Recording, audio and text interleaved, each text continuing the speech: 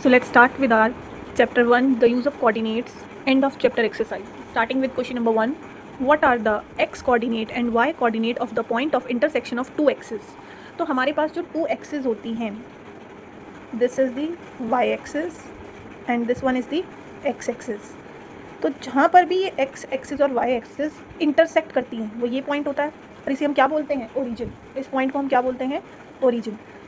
यहाँ पर हमारे पास x की वैल्यू भी 0 है और y की वैल्यू भी 0. तो हमसे यही पूछा था कि what are the coordinates, x coordinate and y coordinate of the point of intersection of two axis. तो सबसे पहले तो हम ये बताएंगे कि point of intersection of two axis क्या होता है. The point of intersection of x axis and y axis is the origin. उसको हम बोलते हैं ओरिजिन, जिसके कोऑर्डिनेट्स होते हैं 0,0. और क्योंकि इसके कोऑर्डिनेट 0,0 हैं तो हम ये बोल सकते हैं कि x कोऑर्डिनेट कितना है, यहाँ पर x की वैल्यू भी है 0 एंड y कोऑर्डिनेट भी कितना होता है हमारा 0. x कोऑर्डिनेट की जगह आप एब्सीसा बोल सकते हैं, y कोऑर्डिनेट को ऑर्डिनेट भी बोल सकते हैं. Now moving to next question. Point w has x coordinate equals to -5.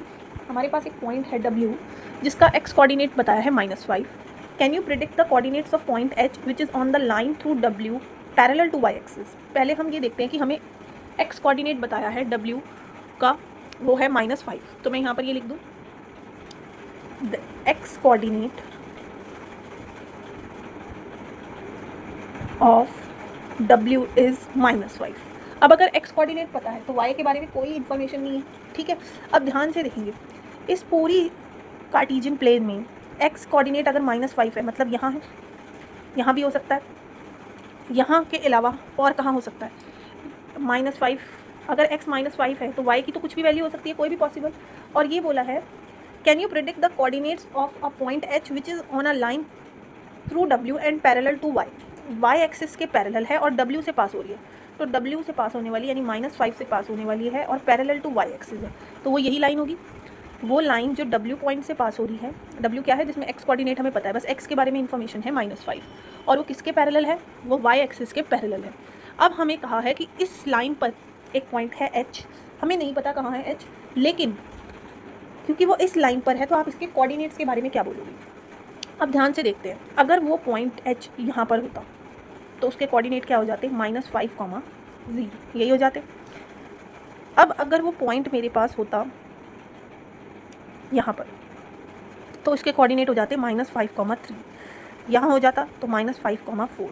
यहाँ हो जाता तो -5,5. यहाँ पर हो जाता तो -5,2, देन -5,1. अब इसी लाइन पे यहाँ पर भी तो हो सकते हैं नीचे भी पॉइंट, ज़रूरी थोड़ी है कि अपवर्ड डायरेक्शन में ही होंगे, वो तो डाउनवर्ड डायरेक्शन में भी हो सकता है. तो यहाँ होता तो होता -5, -1, -5, -2, -5, -3.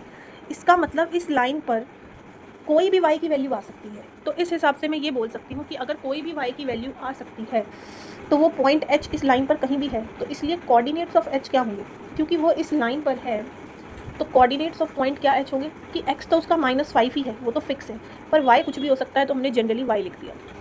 और हम ये बता सकते हैं कि ये फर्स्ट क्वाड्रेंट होता है, this is second, third and fourth, कि जो y होगा अगर वो पॉजिटिव है, ध्यान से देखिए कि इस क्वाड्रेंट में y की वैल्यू कैसी है, पॉजिटिव, और इस क्वाड्रेंट में y की सारी वैल्यूज़ कैसी हैं, नेगेटिव. तो हम ये कह सकते हैं कि ये जो y है ये ग्रेटर देन 0 होगा, तो वो कौन से क्वाड्रेंट में लाई करेगा, तो ये पॉइंट h जो है वो क्वाड्रेंट में लाई करेगा सेकेंड. और अगर y की वैल्यू लेस देन 0 है यानी नेगेटिव है y, तो वो कौन से क्वाड्रेंट में लाई करेगा, तो पॉइंट h लाई करेगा इस लाइन पर यानी थर्ड क्वाड्रेंट में लाई करेगा. और अगर उसकी वैल्यू 0 ही हो गई तो वो कौन सी लाइन पे लाई करेगा, then h will lie on x axis. तो वो कौन सी जगह पर होगा, तो वो x एक्सिस पे ही होगा. तो हेंस हमारे पास जो कोऑर्डिनेट्स हैं वो क्या हो जाएंगे, -5, y. और हमने ये बता दिया है कि अगर y पॉजिटिव होगा तो सेकंड क्वाड्रेंट, नेगेटिव होगा तो थर्ड, और 0 ही हो गया तो x एक्सिस पे, क्योंकि अगर y ही 0 हो गया तो वो पॉइंट है कहाँ पर, सिर्फ x एक्सिस पे. Now moving to next question, that is question number 3. Question number 3 ध्यान से देखिए. क्वेश्चन नंबर 3 हमारे पास ग्राफ से रिलेटेड क्वेश्चन है, ग्राफिकल क्वेश्चन है, तो ध्यान से देखेंगे क्वेश्चन 3 को. Let's read the question first.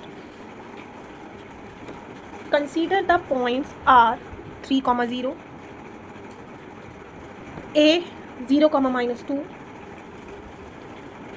m -5, -2 and p -5, 2 if they are joint in same order. अच्छा, इसी ऑर्डर में अगर हम इन्हें ज्वाइन कर दें, predict the 2 sides of ramp that are perpendicular to each other, one side which is parallel to the axis and 2 points which are mirror images. तो पहले तो हमें इसे प्लॉट करना होगा, तो ध्यान से प्लॉट करते हैं पॉइंट्स को। r है 3, 0 यानी x3 एंड y0 है तो x एक्सिस पे ही लाया करेगा, सो पॉइंट हो जाएगा 3, 0, this is r point.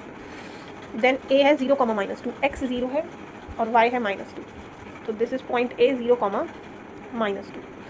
Now next is -5, -2 m, -5, -2, सो ये हो जाएगा -5, -2।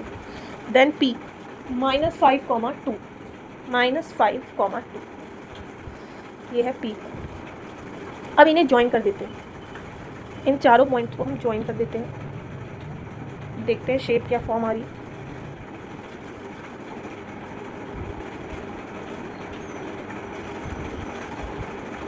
और स्केल से ज्वाइन करेंगे हमेशा, कभी भी रनिंग हैंड से ज्वाइन नहीं करना है, हमेशा स्केल यूज़ करेंगे।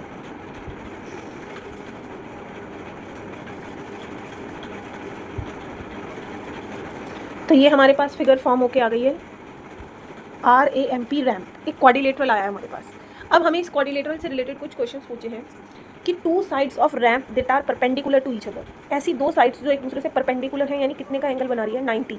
तो वो कौन सी साइड है, PM एंड AM। ध्यान से देख सकते हैं दोनों में कितने का एंगल है, L शेप बन रही है, 90 डिग्री है। तो हमें बताना है कौन सी है वो 2 साइड्स जो आपस में परपेंडिकुलर हैं। AM इज परपेंडिकुलर PM और AM to, AM is perpendicular to PM, ठीक है। तो AM परपेंडिकुलर टू PM बोल दें या फिर PM perpendicular to AM, both are the same thing. Second part हमसे क्या पूछा, one side of ramp which is parallel to one of the axis. अगर हम ध्यान से देखें तो हमारे पास जो PM साइड है, PM ये y एक्सिस के पैरेलल है, और जो AM है ये कौन सी एक्सिस के पैरेलल है, x एक्सिस के पैरेलल है, यानी डिस्टेंस सेम है तो पैरेलल लाइंस होती हैं, डिस्टेंस सेम आ रहा है तो पैरेलल लाइन। तो हम यहाँ लिख सकते हैं कि AM is parallel to x axis and PM is parallel to y axis. ये तो डायरेक्टली विजिबल है कि this is parallel to this is parallel to this axis. Now third question, 2 points that are mirror images of each other in one axis, which axis will this be? हमें ऐसे 2 points बताने हैं जो एक दूसरे की मिरर इमेज है। अब मिरर इमेज का क्या मतलब होता है पहले वो समझते हैं। फॉर एग्जांपल, अगर मेरे पास ये एक मिरर है तो मेरे पास एक पॉइंट है A जो मिरर से कितने डिस्टेंस पर है, 3 सेंटीमीटर पे। तो दूसरा पॉइंट जो कि इसकी मिरर इमेज होगा A', वो भी कितने डिस्टेंस पे होगा, 3 centimetre.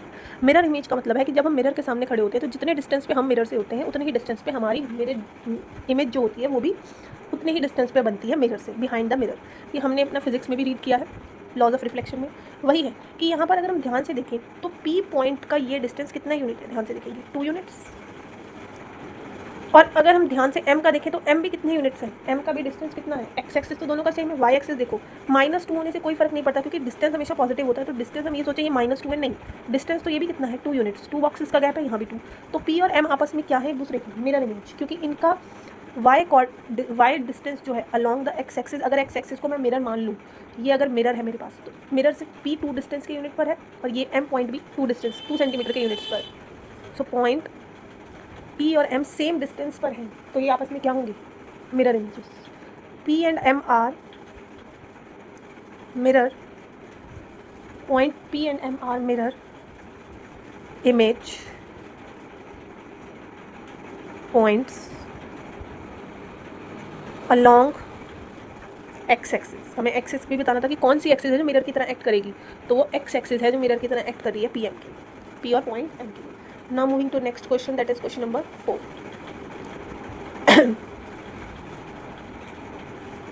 Plot point Z 5, -6 on the Cartesian plane. Plot point 5, -6 on the Cartesian plane. हमें 5, -6 बनाना, ड्रॉ करना, 5 और -6, x एक्सिस पे 5 और y एक्सिस पे -6, ठीक है, बना लिया हम। Construct a right angled triangle IZN, find the length of the 3 sides. अब इसकी हेल्प से एक IZN राइट ट्राइंगल बनाना है। अब देखो राइट ट्राइंगल हम कुछ भी बना सकते हैं, इसमें बहुत सारे आंसर हो सकते हैं। कैसे, अभी दिखाते हैं कैसे बहुत सारे आंसर हो सकते हैं। अब क्योंकि राइट ट्राइंगल बनाना है तो मैं ये यहाँ ले लूँ, एक पॉइंट एक यहाँ ले लूँ, इन्हें ज्वाइन कर दूँ तो ये भी राइट ट्राइंगल बन जाएगा। फिर मैं एक पॉइंट ये ऐसे ले लूँ और यहाँ तक ले लूँ और फिर इन्हें ज्वाइन कर दूँ तो ये भी राइट ट्राइंगल बन जाएगा।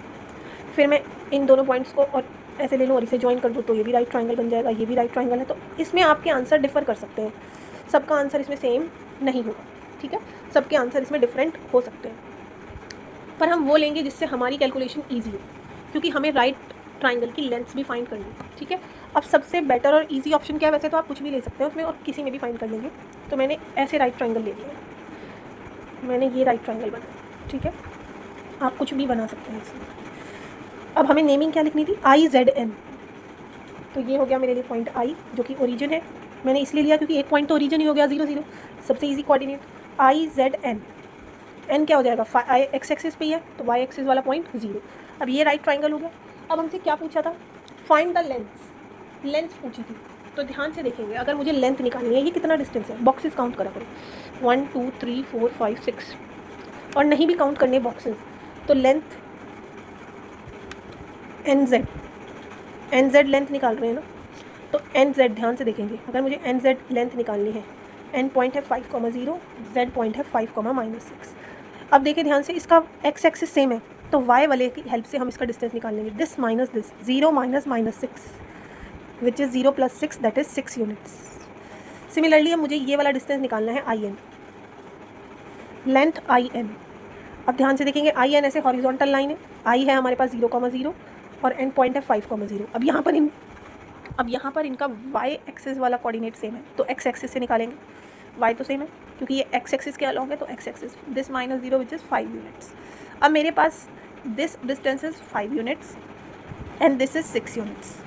अब एक राइट ट्राइंगल में मुझे 2 साइड्स पता है तो क्या मैं IZ निकाल सकती हूँ, बिल्कुल, यूजिंग पाइथागोरस थ्योरम। तो मैंने कहा इन राइट ट्राइंगल INZ कह दो या IZN, H² = P² + B², यही होता है बाय यूजिंग पाइथागोरस थ्योरम, ठीक है। अब हाइपोटेन्यूज क्या है, 90 के opposite that is IZ, perpendicular means this NZ और बेस है IN। IZ कितना है फाइंड करना है, NZ है 6 यूनिट, IN है 5, तो ये हो जाएगा 36 + 25, now 61। Now if we add them we will get 61। Square जो है वो अंडर रूट बन जाएगा 61 यूनिट्स, और under root of 61 is approximately equals to 7.81। ये आप सॉल्व कर सकते हैं इससे, ठीक है, ये आपको आता है लॉन्ग डिवीजन मेथड, तो ये अराउंड 7.81 जाएगा। Now moving to next question. Now question number 5 is what would a system of coordinates be like if we did not have negative numbers? Would this system allow us to locate all the points on a 2D plane? ये कह रहे हैं कि अगर एक ऐसा system हो जिसमें सिर्फ नेगेटिव नंबर्स ना हो, यानी पॉजिटिव एक्सिस हों, एक्स एक्सिस और वाई एक्सिस, यानी सिर्फ वन ही क्वाड्रेंट होगा क्योंकि पॉजिटिव नंबर्स ही होंगे तो फर्स्ट क्वाड्रेंट ही होगा बस। अब वो कह रहे हैं कि अगर ऐसा सिस्टम है जिसमें सिर्फ पॉजिटिव क्वाड्रेंट्स, पॉजिटिव नंबर्स हैं, यानी एक ही क्वाड्रेंट है, नेगेटिव नंबर्स है ही नहीं, तो क्या हम सारे पॉइंट्स लोकेट कर सकते हैं? तो बस हम वही पॉइंट्स लोकेट कर सकते हैं जो फर्स्ट क्वाड्रेंट में आते हैं, यानी जिनमें एक्स भी पॉजिटिव होगा और वाई भी पॉजिटिव। हम नेगेटिव पॉइंट्स तो लोकेट नहीं कर पाएंगे, जो कि सेकंड, थर्ड या फोर्थ क्वाड्रेंट में आ रहे हैं, हम वो सारे पॉइंट तो लोकेट नहीं कर पाएंगे, तो यानी कोऑर्डिनेट सिस्टम इनकम्प्लीट हो जाएगा। हमारे पास वो 3 क्वाड्रेंट्स नहीं होंगे और बहुत सारे पॉइंट्स को हम रिप्रेजेंट नहीं कर पाएंगे, सिर्फ हम फर्स्ट क्वाड्रेंट को ही रिप्रेजेंट कर पाएंगे। तो इस चीज़ को हम कैसे लिखेंगे, ये थ्योरेटिकल आंसर है। तो जैसे मैंने अभी बोला कि अगर हमारे पास नेगेटिव नंबर्स नहीं होंगे तो सिर्फ हम एक्स एक्सिस पे जो पॉइंट आ सकते हैं वो लोकेट कर सकते हैं, वाई पॉजिटिव वाई पर जो आएंगे वो लोकेट कर सकते हैं, और जो फर्स्ट क्वाड्रेंट पे आएंगे यानी जहाँ पर एक्स भी होगा और वाई भी होगा, या फिर ओरिजिन पर जो पॉइंट होंगे यानी 0,0 ये लोकेट कर सकते हैं हम। इसके अलावा तो और कोई पॉइंट नहीं लोकेट कर सकते, नेगेटिव नंबर्स तो नहीं लोकेट कर पाएंगे, तो इसको थ्योरेटिकल आंसर ही देना है। This means we could locate points only if first quadrant, सिर्फ फर्स्ट क्वाड्रेंट में लोकेट कर सकते हैं। Positive part of x axis, positive part of y axis and the origin, यानी इस सिस्टम में therefore such a system would not allow us to locate all the points specially the negative ones, तो वो नहीं हम कर पाएंगे locate. तो यही क्वेश्चन पूछा था। Now moving to question number 6। Question number 6 is are the points m -3, -4, 0,0 this are on the same straight line, suggest a method to check. अब देखें ध्यान से, अगर मेरे को ये चेक करना है किसी भी तरह कि क्या ये पॉइंट्स m ए जी स्ट्रेट लाइन में है या नहीं। स्ट्रेट लाइन का मतलब कोलिनियर। स्ट्रेट लाइन के लिए हम एक वर्ड यूज़ करते हैं कि कोलिनियर है या नहीं। तो कैसे चेक करेंगे कि 3 पॉइंट्स कोलिनियर है या नहीं? तो सिंपल सा वे है, 3 पॉइंट्स अगर कोलिनियर हैं तो जो हमारे पास इन दोनों का सम है यानी एम ए प्लस ए जी वो किसके इक्वल आना चाहिए? एम जी टोटल लेंथ, यानी ये 2 स्मॉल लेंथ बिगर लेंथ के इक्वल आनी चाहिए। अगर ये है तो it means they are collinear, एक ही लाइन में है। अगर 2 स्मॉलर लेंथ्स का सम जो ग्रेटर है उसके इक्वल नहीं आ रहा तो यानी कि एक लाइन में नहीं है। तो इसी ये सिंपल सा वे है कोलिनियरिटी यानी स्ट्रेट लाइन में पॉइंट्स लाई करते हैं या नहीं उसे चेक करने का। अब यानी ये लेंथ भी निकालनी है, ये लेंथ। अब 2 पॉइंट्स के बीच का डिस्टेंस कैसे निकालते हैं? लेंथ। तो ध्यान से देखें, अगर मेरे पास एक पॉइंट x1 y1 है और एक पॉइंट है मेरे पास q x2 y2 और मुझे पी क्यू डिस्टेंस निकालना है, तो हम यहाँ ये पी क्यू डिस्टेंस के लिए डिस्टेंस फॉर्मूला यूज़ करते हैं। क्या होता है वो फॉर्मूला? x2 माइनस x1 का square plus y2 minus y1 का स्क्वायर। ये डिस्टेंस निकालने का फॉर्मूला है। तो हम भी यही फॉर्मूले से डिस्टेंस निकालेंगे। सबसे पहले हम एम ए डिस्टेंस निकालते हैं, ठीक है। हम सबसे पहले एम ए डिस्टेंस निकाल रहे हैं। एम पॉइंट ये है हमारे पास और ए पॉइंट है ये। तो एम ए डिस्टेंस के लिए डिस्टेंस फॉर्मूला, तो सेकंड माइनस फर्स्ट या first minus second, 0 minus minus 3 का स्क्वायर प्लस 0 माइनस माइनस 4 का square, x2 minus x1 y2 minus y1। ध्यान से देखेंगे, minus minus plus. Now 0 plus 3 is 3 square plus 4 square which is 9 plus 16 which is root 25 which is 5, ठीक है। अब इसी तरह ए जी डिस्टेंस भी निकाल लेते हैं। ए पॉइंट है 0,0 एंड जी पॉइंट है 6,8। तो ए जी डिस्टेंस क्या होगा? x2 minus x1, 6 minus 0 square plus 8 minus 0 square which is under root of 6 square plus 8 square. 6 6 36, 8 8 64 which is under root 100 जो कि किसका होता है? 10। अब इसी तरह एम जी डिस्टेंस निकाल लेते हैं। एम पॉइंट है हमारे पास ये और जी पॉइंट है 6,8। तो M G x2 minus x1, this minus this, तो 6 minus minus 3, this minus this, 8 minus minus 4। So it is 6 plus 3 minus minus plus हो जाएगा, 8 प्लस 4 माइनस माइनस प्लस हो जाएगा। Now it is 9 square plus 12 square which is 81 plus 144, 225 which is 15 का under. एक इसका under root होता है 15, 225 is the square root of 15। तो अब हमने तीनों डिस्टेंसेस निकाल लिए हैं। अगर हम ध्यान से देखें तो क्या 2 स्मॉलर लेंथ 2 बिगर के इक्वल आ रही हैं? 5 plus 10 is equals to 15, yes आ रहा है। तो हम कह सकते हैं कि here M G is equals to A G plus M A. कैसे? एम जी क्या है? 15, ए जी कितना आया है हमारे पास? 10 और एम ए कितना था? 5 आ रहा है, यानी 15 के इक्वल आ रहा है। So M A G R in a straight line. तो ये कैसे पॉइंट्स हैं? ये स्ट्रेट लाइन में है। और आप इसकी जगह ये भी बोल सकते थे कि M A G are collinear, कि ये पॉइंट कैसे हैं? कोलिनियर। कोलिनियर का मतलब पॉइंट्स कैसे हैं? स्ट्रेट लाइन में लाई करते हैं। अब क्या हम इसे चेक कर सकते हैं? बिल्कुल हम इसे चेक कर सकते हैं। हम इसे वेरीफाई भी कर सकते हैं। कैसे? अगर हम इसे ड्रॉ करें, एम क्या है? -3, -4। देखें -3, -4 ये हो जाएगा पॉइंट एम। देन ए 0,0 ये हो जाएगा ए पॉइंट 0,0।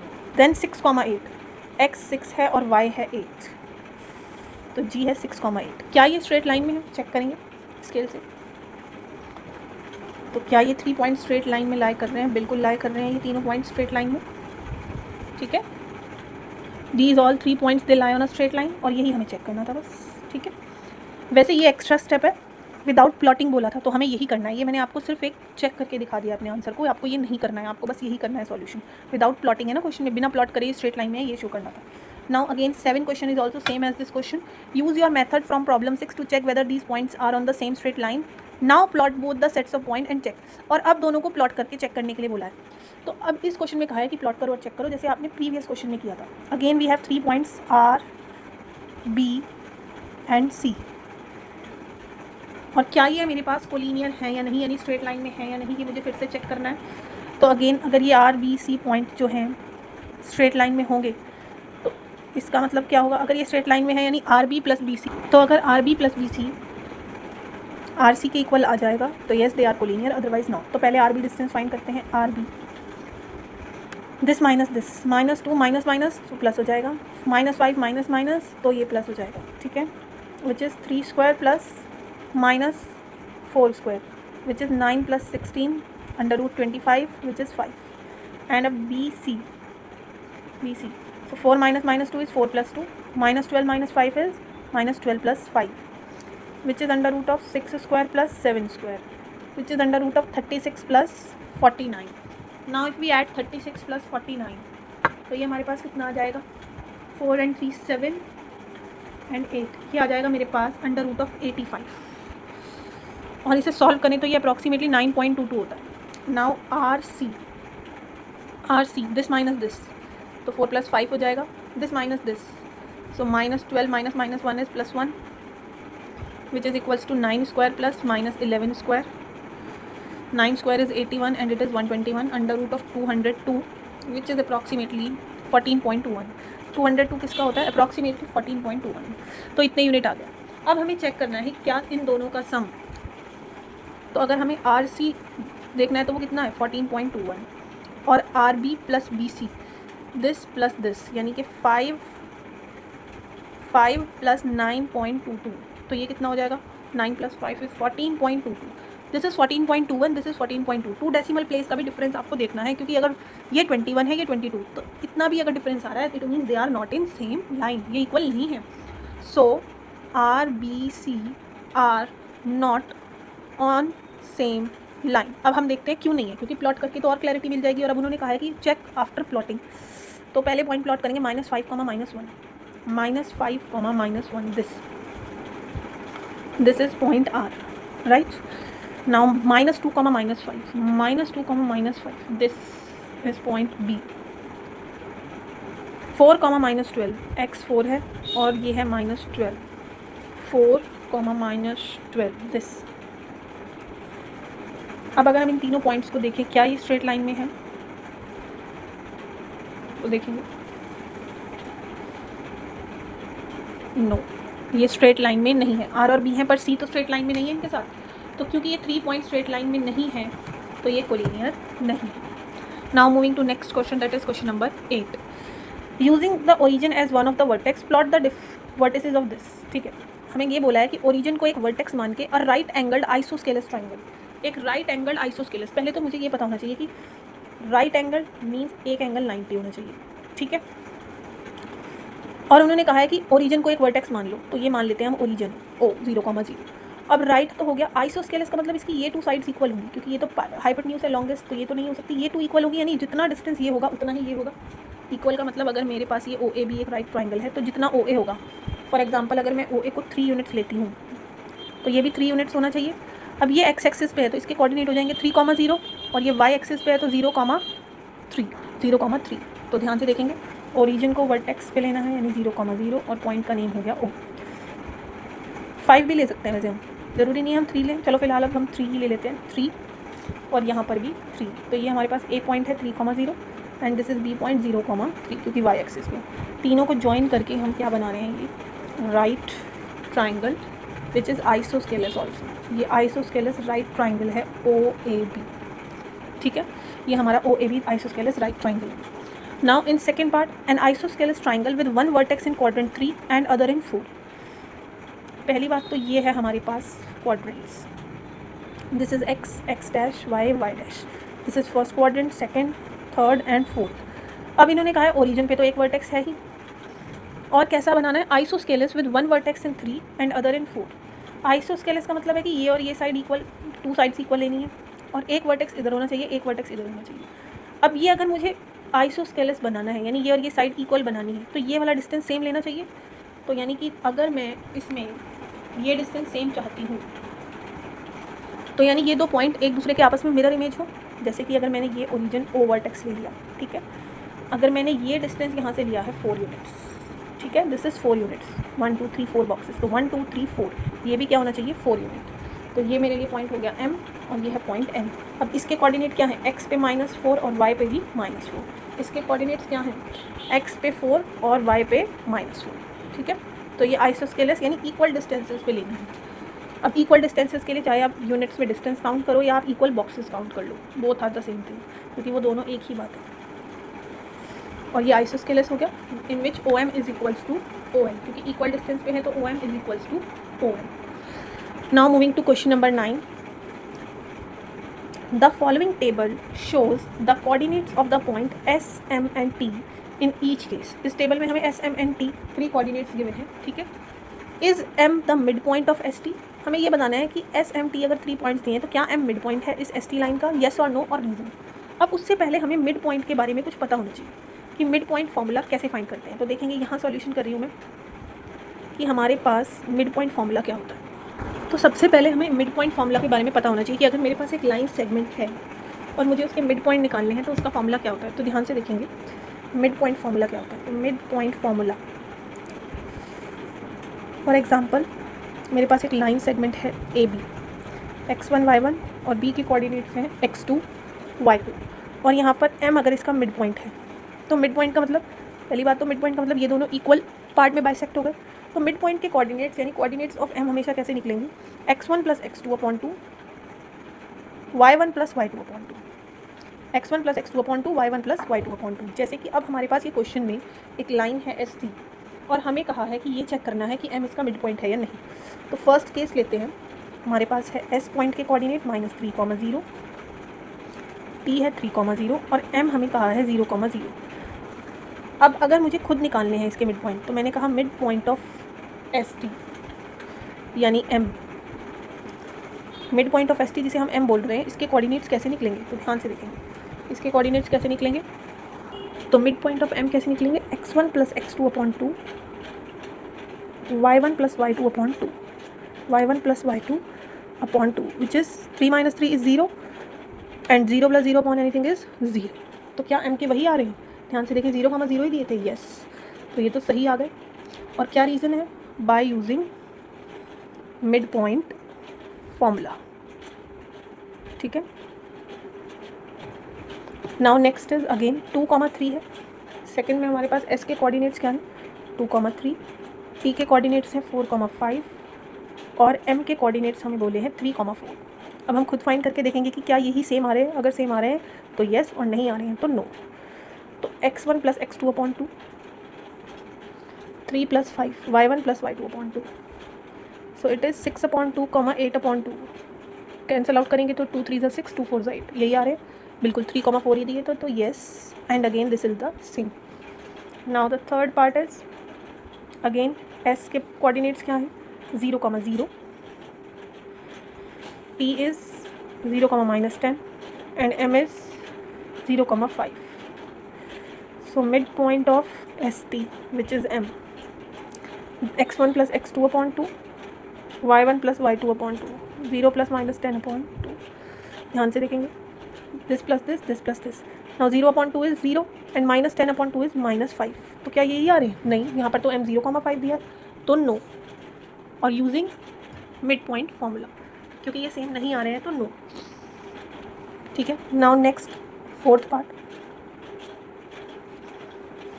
क्या है, -8,7, m है 0,-2 और t है हमारे पास 6,-3। तो अगेन फाइंड करेंगे mid point of S T which is m, x1 plus x2 upon 2 y1 plus y2 upon 2, -8 plus 6 is -2 upon 2, 7 minus 3 is 4 upon 2 which is -1,2।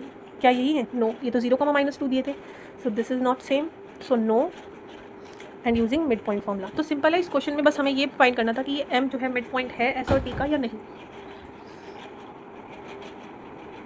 Now moving to next question which is question number 10। Use the connection you found to find the coordinates of b given that m is the mid point of ab। अच्छा, ये दिया है कि m जो है वो ab का mid point है, ये ab लाइन है और ये बोला है कि m इसका क्या है, मिड पॉइंट। और अब इस कनेक्शन का यूज़ करके x और y की वैल्यू फाइंड करनी है। तो सिंपल है, ये बता दिया है हमें कि ये मिड पॉइंट है तो हम मिड पॉइंट फॉर्मूला ही यूज़ करेंगे। तो ध्यान से देखेंगे 10th क्वेश्चन को, क्वेश्चन नंबर 10। क्वेश्चन नंबर 10, क्योंकि m मिड पॉइंट है तो मैंने कहा इस लाइन का मिड पॉइंट यानी m is the mid point of AB। तो since m is the mid point of AB, m क्योंकि AB का मिड पॉइंट है तो coordinates of m mid point formula से क्या आने चाहिए, कोऑर्डिनेट्स ऑफ m आनी चाहिए हमारे पास this plus this by 2, comma this plus this by 2, x1 plus x2 upon 2 y1 plus y2 upon 2। But according to question ये कोऑर्डिनेट्स ऑलरेडी कितने इक्वल दिए हैं, -7, 1 के। m के कोऑर्डिनेट्स हमें ऑलरेडी क्या दिए हैं, -7, 1, और हमारे अकॉर्डिंग ये क्या आने चाहिए, दिस, क्योंकि मिड पॉइंट फॉर्मूला का यूज़ किया, मिड पॉइंट दिया था इसलिए। तो अब x वाली वैल्यू को x से इक्वेट कर देंगे, क्योंकि दो चीज़ें तभी इक्वल हैं जब x कोऑर्डिनेट x के इक्वल है और y वाला कोऑर्डिनेट y के इक्वल होगा, ठीक है, y कोऑर्डिनेट के। Now it goes to other side, तो -14, तो यहाँ से x आ जाएगा -14 -3 विच इज़ -17, तो x की वैल्यू तो आ गई -17। This 2 goes to other side, -4 उधर जाएंगे तो +4 हो जाएंगे, तो y equals to 6। Therefore hence x की वैल्यू क्या है, -17, एंड y की वैल्यू क्या है, 6। बस यही फाइंड करना था हमें, x और y की values. Now moving to next question, question number 11। Let P Q B points of trisection of AB with P closer to AB। एक लाइन है AB, ध्यान से देखेंगे, हमारे पास एक लाइन है AB, P is closer to A, P जो है वो A के क्लोजर है, and Q is closer to B, ठीक है। और ये पॉइंट ऑफ ट्राइसेक्शन है, ट्राइसेक्शन का मतलब लाइन को 3 इक्वल पार्ट्स में, बाइसेक्ट का मतलब 2 इक्वल पार्ट्स में कट करना, ट्राइसेक्ट मीन्स 3 इक्वल पार्ट्स में कट करना। How to find the coordinates of mid point of segment. Okay, how would you find the coordinates of P and Q, P और Q के coordinates कैसे find करेंगे, and for that case when the points this and this, और A के हमें value दी है 4,7, B के coordinates दिए हैं दिस, हमें P और Q के कोऑर्डिनेट्स फाइंड करने हैं। तो सिंपल है, अगर ये मिड पॉइंट होता P तो बात अलग है, क्या P मिड पॉइंट है AB का, नहीं। क्या Q मिड पॉइंट है AB का, नहीं। क्या Q मिड पॉइंट है PB का, यस, ये इसका तो मिड पॉइंट है 2 इक्वल पार्ट्स में, पर ये इसका नहीं है। अब बात ये है कि अगर हमारे पास ये मिड पॉइंट नहीं है तो हम कैसे फाइंड करेंगे, Q फाइंड करने के लिए भी P पता होना चाहिए। तो ध्यान से देखेंगे, हमारे पास एक फॉर्मूला होता है जिसे हम बोलते हैं सेक्शन फॉर्मूला। क्या है ये फॉर्मूला, सेक्शन फॉर्मूला, कि अगर मेरे पास एक लाइन किसी भी सेक्शन में डिवाइडेड है, फॉर एग्जांपल मेरे पास एक लाइन है जिसके कोऑर्डिनेट्स हैं x1 y1 और B के कोऑर्डिनेट्स हैं x2 y2, और इसे किसी पॉइंट ने m:n रेशो में डिवाइड कर दिया, किसी भी रेशो में, तो मैं इस पॉइंट के कोऑर्डिनेट्स कैसे निकालूंगी। तो कोऑर्डिनेट्स ऑफ पॉइंट P का फॉर्मूला क्या हो जाएगा, सेक्शन फॉर्मूला का यूज़ करके, this into this and this into this, m into x2 plus n into x1 upon m plus n, ratio का सम नीचे, फिर से m into y2 plus n into y1 upon m plus n, ratio का सम नीचे। यानी कि ये formula अगर कब यूज़ करते हैं, जब हमें कोई भी रेशो में लाइन डिवाइडेड हो और उस पॉइंट जो भी उस लाइन को पर्टिकुलर रेशो में डिवाइड कर रहा है उसके कोऑर्डिनेट्स निकालने हैं। अब यहाँ पर ये कैसे हेल्पफुल है, तो ध्यान से देखेंगे, P और Q की वजह से ये पूरी लाइन 3 इक्वल पार्ट्स में डिवाइड हो गई, 1:1:1। अब मैं थोड़ी देर के लिए पॉइंट Q को अगर भूल जाऊँ, मैं थोड़ी देर के लिए अगर पॉइंट Q को भूल जाऊँ, तो क्या मैं सिर्फ लाइन को ऐसे ड्रॉ कर दूँ, क्योंकि पॉइंट P जो है वो तो क्लोजर था A के, और Q अभी है ही नहीं, हम Q को भूल गए। तो क्या मैं रेशो लिख सकती हूँ, बिल्कुल लिख सकती हूँ। ये कितना पार्ट है, सिर्फ 1 पार्ट, P से पहले, और P के बाद कितने पार्ट्स हैं, 2, और देख कर भी पता लग रहा है ये 1 पार्ट है इस लाइन का, ये 2 पार्ट्स हैं, तो रेशो क्या हो गया, 1:2। क्या मेरे पास एक रेशो है, एक पॉइंट के कोऑर्डिनेट्स फाइंड करने हैं और एक लाइन भी कोऑर्डिनेट्स है, तो कौन सा फॉर्मूला यूज़ कर सकते हैं, सेक्शन फॉर्मूला।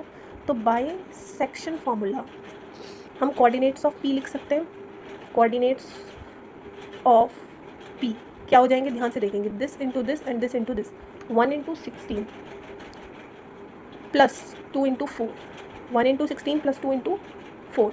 अभी हमने x लिखे हैं और दोनों का सम, रेशो का सम, अगेन अब y कोऑर्डिनेट्स के लिए 1:-2 plus 2:7 upon sum of ratio which is 1+2।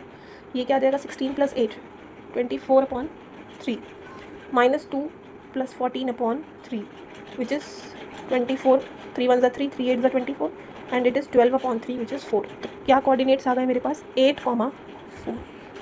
अब अगर मैं इस पार्ट को देखूँ, सिर्फ PB पार्ट को, अब मैं A को भूल रही हूँ, थोड़ी देर के लिए A को भूल जाते हैं, A की एग्जिस्टेंस को थोड़ी देर के लिए भूल जाए।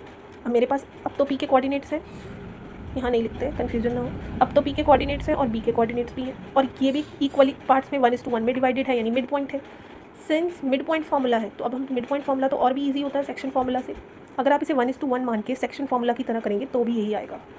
आप इसे सेक्शन फार्मूला से भी निकाल सकते हैं और आप इसे मिड पॉइंट फार्मूला से भी निकाल सकते हैं। तो मैंने मिड पॉइंट फार्मूला थोड़ा मुझे ईजी है लगता, तो कोऑर्डिनेट्स ऑफ Q के लिए तो हम कह सकते हैं ना कि ये PB का मिड पॉइंट है, तो x1 plus x2/2 and y1 plus y2/2 which is 24/2 and 2/2 which is 12,1। तो कोऑर्डिनेट्स ऑफ Q आ जाएंगे मेरे पास क्या, 12,1। अब ज़रूरी नहीं है Q के लिए मैं मिड पॉइंट फार्मूला ही यूज़ करूँ, आप Q के लिए वो भी यूज़ कर सकते थे सेक्शन फार्मूला। कैसे, ध्यान से देखें, जैसे मैं P को भूल गई ऐसे आप Q को भी भूल सकते हैं। जैसे मेरे पास ये लाइन है, ध्यान से देखेंगे, ए के कोऑर्डिनेट्स 4,7, बी के कोऑर्डिनेट्स 16,-2 और B is closer to Q, Q is closer to B. और अब ये पार्ट्स कितने हैं 2 और ये पार्ट कितना है 1, तो आप सेक्शन फॉर्मूला लगाएंगे तो भी आपके पास क्या ही आएंगे 12,1। ठीक है, तो आप सेक्शन फॉर्मूला से भी कर सकते थे और मिड पॉइंट जो आपको ईजी लगता है आप वो यूज़ करें। तो इतना ही करना था हमें इसमें। Now moving to next question which is question number 12। Given the points A 1, -8, B this and C this, show that they all lie on a circle K whose center is the origin O 0,0। अच्छा, एक circle है K नाम है circle का, ठीक है, shape पे नहीं जाना है, ठीक है, सर्कुलर शेप की बात कर रहे हैं। ये शो करना है कि ये जो पॉइंट A है, B है और C है, ये पॉइंट्स एक सर्कल पे लाई करते हैं और इस सर्कल का नाम है K, ठीक है, और जिसका ओरिजिन जो है यानी सेंटर जो है वो है 0,0, ठीक है, सेंटर जो है वो 0,0 है और O से डिनोट किया है। और what is the radius, simple है कि अगर ये तीनों सर्कल पे लाई करते हैं तो OA, OB और OC ये डिस्टेंस इक्वल आना चाहिए और तीनों ही रेडियस ऑफ द सर्कल हो जाएंगे। अगर ये तीनों डिस्टेंसेस इक्वल आ रहे हैं यानी रेडियस ऑफ सर्कल के इक्वल आ रहे हैं तो ये सब क्या है, they all lie on the circle, अगर ये डिस्टेंसेस सेम है। तो हमने कहा if ABC lie on circle के, अगर ये सर्कल के पे लाई करते हैं तो वो तभी होगा जब OA equals to OB equals to OC होगा, क्योंकि ये सब रेडियस होंगे। अब OA डिस्टेंस, अभी हमने डिस्टेंस फॉर्मूला यूज़ किया था, OA x2 - x1 y2 - y1 1 - 0 plus -8 - 0, this minus this कर दो या दिस माइनस दिस, एक ही बात है, 1 स्क्वायर प्लस -8 का square which is 1 + 64 which is √65। OB distance find करेंगे, OB this minus this, -4 - 0 and 7 - 0 which is 16 + 49 √65। OC distance find करेंगे, this minus this, -7 - 0 and -4 - 0 which is again 49 + 16 √65। तो क्योंकि तीनों डिस्टेंसेस तो सेम आ गए, here OA is equals to OB is equals to OC is equals to √65, और वो तभी possible है जब ये क्या हो, radius. So ABC lie on circle के, यानी ये तीनों पॉइंट सर्कल के पे लाई करते हैं, ठीक है। और रेडियस कितना हो जाएगा इसका, रेडियस कह देंगे हम, यानी रेडियस इज √65 यूनिट्स, क्योंकि ये रेडियस ही तो सर्कल हुआ, सर्कल का रेडियस ही तो हुआ OA OB OC। अब इसमें एक सेकंड पार्ट भी है, ध्यान से देखेंगे। Given the points D and E, check whether D और E lie within the circle और आउटसाइड द सर्कल। अब अगर मेरे पास कुछ पॉइंट है D और E, तो कैसे पता लगेगा कि ये अंदर है या बाहर।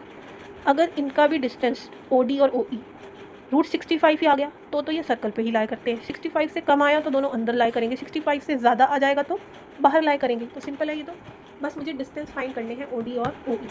तो मेरे पास ये पॉइंट है D विच इज़ -5,6 और E पॉइंट है 0,9। अब ये अगर ओरिजिन से कितने डिस्टेंस पे है ये अगर मैं फाइंड कर लूँ तो मैंने कहा OD फाइंड करते हैं पहले, दिस माइनस दिस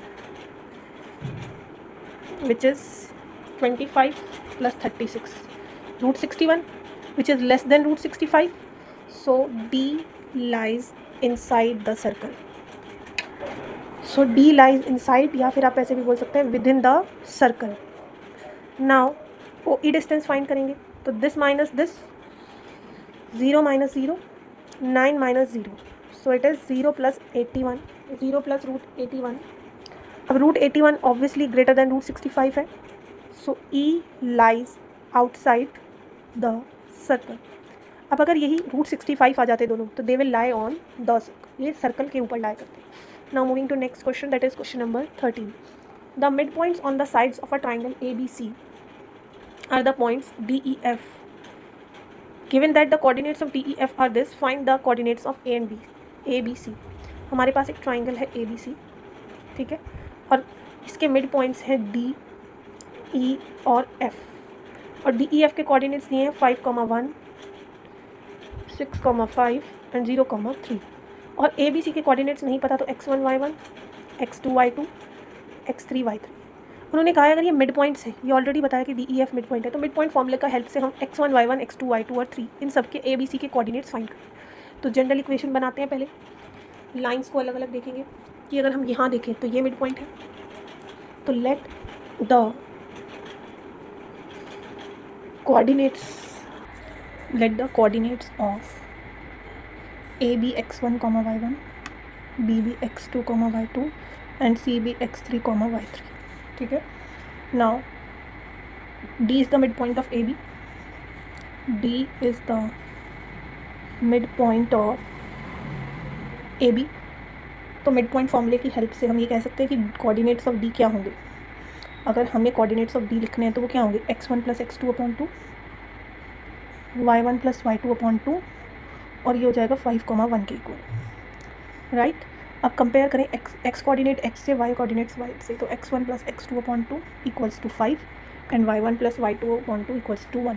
तो यहाँ से x1 प्लस x2 आ जाएगा 2 5 = 10, first equation, and y1 plus y2 equals to 2. This is second equation.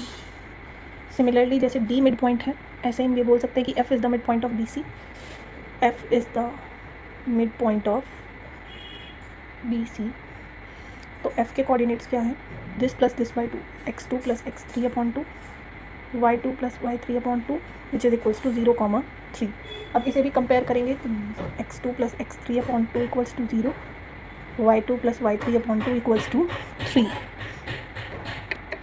सो ऐसे x2 plus x3 equals to 0 आ जाएगा हमारे पास. This is equation 3 and y2 plus y3 is 2 3 = 6, equation 4. Now third is E is the midpoint of AC.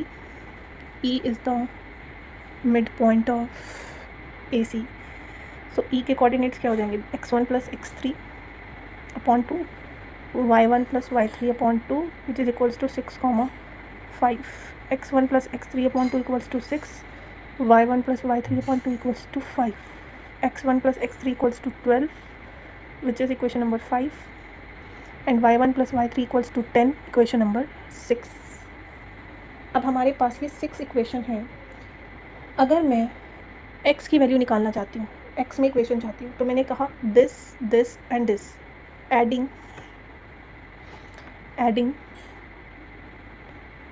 Equation 1 3 and 5. 1 3 और 5 को add करेंगे तो x1 plus x2 पहले लेफ्ट साइड ऐड करते हैं, x2 plus x3 and x1 plus x3, 10 plus 0 plus 12 which is equals to 22. 2 times of x1, 2 times of x2, 2 times of x3, 2 common आ जाएगा तो x1 plus x2 plus x3 is equals to 22. so x1 plus x2 plus x3 equals to 11. कैसे 11, 2 divide में चला जाएगा. ठीक है, ये हो गई इक्वेशन नंबर 7. अब अगर मैं 7 में से x1 plus x2 की प्लेस पर 10 लिख दूँ, क्यों, using equation 1. x1 plus x2 की वैल्यू क्या है 10, तो इसकी जगह पर मैंने क्या लिख दिया 10 यूजिंग इक्वेशन फर्स्ट. तो यहाँ से x3 की वैल्यू आ जाएगी 11 माइनस 10 विच इज़ 1. और अब x3 आ गया तो x2 भी आ सकता है. तो from equation third x2 plus x3 क्या थे 0, x3 की वैल्यू आ गई है मेरे पास 1, तो यहाँ से x2 की वैल्यू आ जाएगी -1. अब x2 है x3 है. From equation first, from equation 1 x1 plus x2 कितना था 10. अब मेरे पास x1 x2 की वैल्यू है -1, तो यहाँ से x1 की वैल्यू आ जाएगी 10 प्लस 1 विच इज़ 11. तो x1 x2 x3 आ गए. जैसे x1 x2 x3 आ गए मेरे पास, ऐसे ही हम y के लिए भी कर सकते हैं. नाउ एडिंग y वाली इक्वेशन कौन कौन सी है, 2 4 6. Adding equations 2 4 and 6. Left side पे लेफ्ट को ऐड करेंगे, y1 plus y2, y2 plus y3, y1 plus y3, 6 plus 2 plus 10 यानी 18. ये आ जाएगा 2 times of y1 y2 and y3. 2 common ले लिया हमने which is 18/2 which is 9. So y1 plus y2 plus y3 आ जाएगा 9. अब इस 9 में से इक्वेशन नंबर 8 में से y1 प्लस y2 की प्लेस पर क्या लिख सकते हैं 2. तो हमने कहा इसकी प्लेस पर हम लिख सकते हैं 2 यूजिंग इक्वेशन 2. तो y3 की वैल्यू आ जाएगी 9 माइनस 2 विच इज़ 7. तो हमारे पास y3 आ गया 7. अब y2 प्लस y3 6 है. From equation 4 y2 plus y3 is 6. और अब y3 की वैल्यू तो हमें पता है क्या है 7. तो यहाँ से y2 की वैल्यू आ जाएगी 6 माइनस 7 विच इज़ -1. अब y2 और y1 का सम कितना था 2. फर्स्ट से y1 plus y2 is 2. y2 तो पता चल गया हमें कितना -1. तो यहाँ से y1 आ जाएगा 2 + 1 विच इज़ 3. अब हमारे पास सारी चीज़ें आ गई हैं. तो हैंस कोऑर्डिनेट्स आर ए हमने माना था x1 y1 यानी x1 which is 11 y1 which is 3। फिर b को हमने माना था x2 y2, यही माना था x2 y2, और c को x3 y3। तो b है x2 कितना आया -1, y2 -1, c x3 y3 which is 1 7। और हमें यही फाइंड करने थे ए बी सी के कोऑर्डिनेट्स, कि ए बी सी के कोऑर्डिनेट्स हमारे पास क्या हैं। Now moving to next question which is question number 14. Question number 14. A city has two main roads which cross each other at a center of the city. These two roads are along north-south direction and east-west direction. All other streets of the city run parallel to these roads and are 200 meters apart. There are 10 streets in each direction. Using 1 centimeter equals to 200 meters. Draw a model of the city in your notebook. Represent the roads or the street by single lines. पहले question समझते हैं। तो हमें ये कहा गया है कि हमारे पास 2 डायरेक्शंस में कुछ स्ट्रीट्स हैं, एक नॉर्थ साउथ डायरेक्शन में और एक ईस्ट वेस्ट। 10 ही हमारे पास नॉर्थ साउथ में है और 10 ही हमारे पास ईस्ट वेस्ट में है। तो मैंने 10 स्ट्रीट्स नॉर्थ साउथ में बनाने के लिए 5 लेफ्ट बना दिए, 5 राइट। सिमिलरली मैंने 10 ईस्ट वेस्ट में बनाने के लिए 5 मैंने अपर डायरेक्शन में बनाई है, 5 डाउनवर्ड। और ये बोला है कि हर एक स्ट्रीट एक दूसरे से 200 मीटर अपार्ट है। लेकिन आप नोटबुक पे क्या शो करेंगे कि 1 सेंटीमीटर जो आपका नोटबुक पे है वो किसके इक्वल है, 200 मीटर। यानी दिस स्ट्रीट, ये जो डिस्टेंस है ये 200 मीटर है, ठीक है, लेकिन नोटबुक पे मेरे लिए 1 सेंटीमीटर है। अब हमें कहा गया एक मॉडल ऐसा ड्रॉ करने के लिए। तो हमने क्या किया, हमारी ये जो एक्सेस हैं एक्स डैश, इसे ईस्ट वेस्ट डायरेक्शन से अपवर्ड डायरेक्शन में 5 स्ट्रीट बनाई है और सिमिलरली इक्वल ही 5 बनाई है डाउनवर्ड। ऐसे ही हमारी जो वाई एक्सेस है नॉर्थ साउथ डायरेक्शन को रिप्रेजेंट करी है 5 अपवर्ड 5 डाउनवर्ड डायरेक्ट। अब आगे क्या कहा है ध्यान से सुनेंगे। There are street intersection in each model. Each street intersection is formed by 2 streets, one running in the north south and one in east west. Each street intersection is referred in the following manner. अब उन्होंने कहा कि ये दोनों street intersect भी कर रही हैं, जैसे ये मेरी ईस्ट वेस्ट वाली है और ये नॉर्थ साउथ, तो ये यहाँ इंटरसेक्ट कर रही है, यहाँ इंटरसेक्ट कर रही है, यहाँ। तो ये सब क्या है इसके, ये जो इनके जहाँ पर भी ये इंटरसेक्ट कर रही हैं ये इनके इंटरसेक्शन पॉइंट है जहाँ पर भी ईस्ट वेस्ट और नॉर्थ साउथ इंटरसेक्ट कर रही हैं।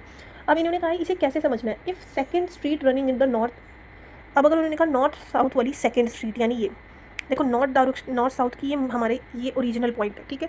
इसके बाद ये हो गया फर्स्ट, ये हो गया second, this is third, then it is fourth and then it is fifth. First second third fourth fifth. तो अब कह रहे हैं कि नॉर्थ साउथ में अगर सेकेंड वाली है और ईस्ट वेस्ट डायरेक्शन की अगर हम फिफ्थ वाली ले रहे हैं, जैसे ये सेकेंड स्ट्रीट हो गई और इसकी फिफ्थ वाली लेंगे हम, first second third fourth fifth. तो देखो नॉर्थ साउथ की सेकेंड, ठीक है, और जैसे ये हमारी फर्स्ट सेकेंड, ईस्ट वेस्ट की ये फर्स्ट है, ये सेकेंड है, ये थर्ड है, ये फोर्थ है, ये फिफ्थ है। तो अगर हम इसकी सेकेंड ले रहे हैं और उसकी फिफ्थ ले रहे हैं, तो जहाँ पर भी ये इंटरसेक्ट करेगी सेकेंड और फिफ्थ, वो इंटरसेक्शन पॉइंट हमारे लिए क्या होगा, 2,5। अब उन्होंने कहा है इसी को यूज़ करके, जैसे हमने बताया कि अगर हम नॉर्थ साउथ की सेकेंड और ईस्ट वेस्ट की फिफ्थ ले रहे हैं तो आप उसे 2,5 को ऐसे ड्रॉ करेंगे। How many street intersection can be referred as 4,3। तो ये पूछ रहा है आप कितनी स्ट्रीट्स को 4,3 रेफर करोगे। तो देखो 4 और यहाँ से 3, 1 2 3, तो ये हो जाएगा हमारे पास 4,3, ठीक है।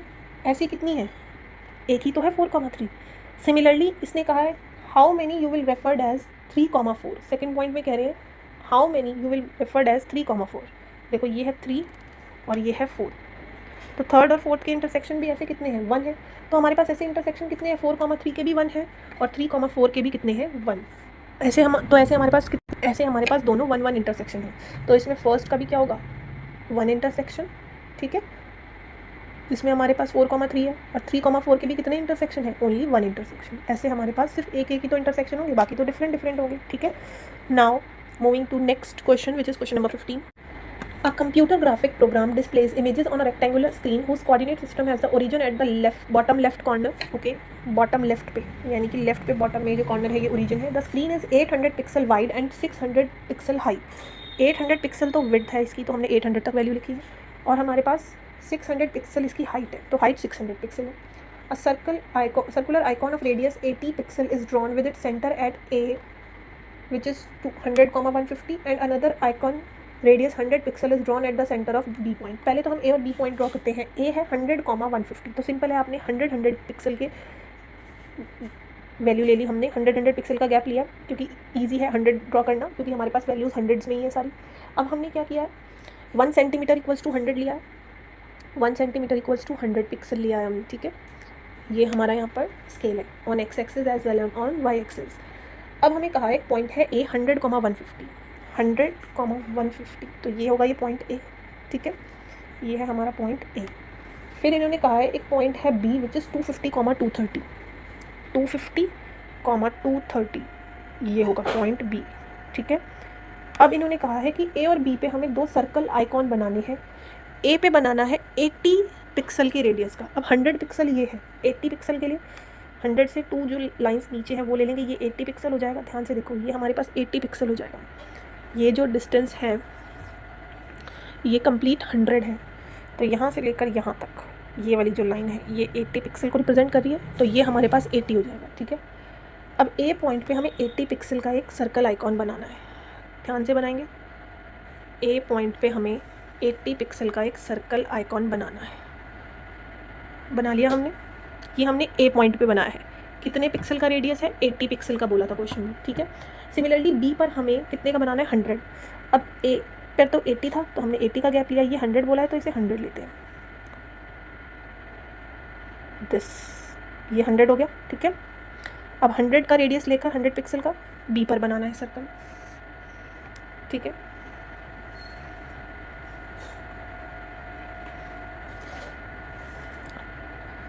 और ये हमारे पास इनका इंटरसेक्शन एरिया भी आ गया ये। ठीक है, ध्यान से देखेंगे। अब इन्होंने कहा है ये ए पॉइंट था हमारे पास क्या? 100, 150, राइट।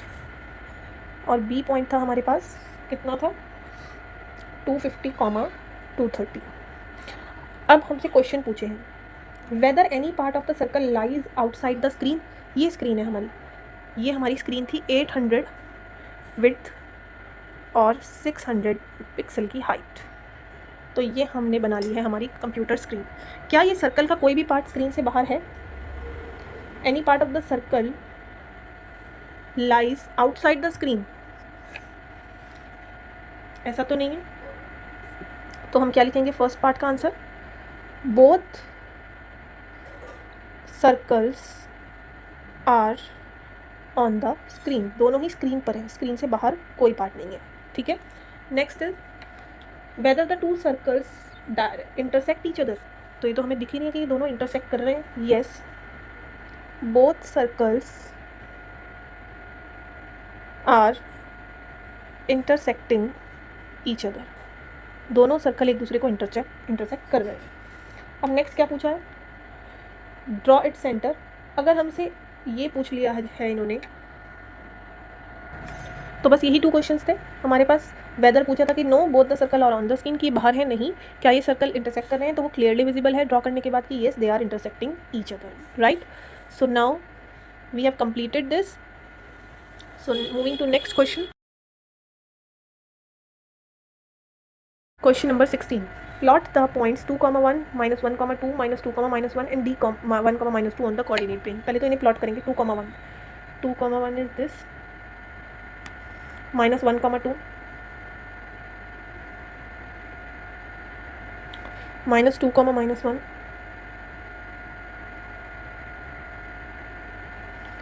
-1, -2. x1 है। अब हम इन्हें प्लॉट कर चुके हैं, तो पॉइंट्स को ज्वाइन करते हैं कि क्या शेप बन रही है। पॉइंट्स को ज्वाइन करेंगे कि क्या शेप बन रही है, ध्यान से देखेंगे।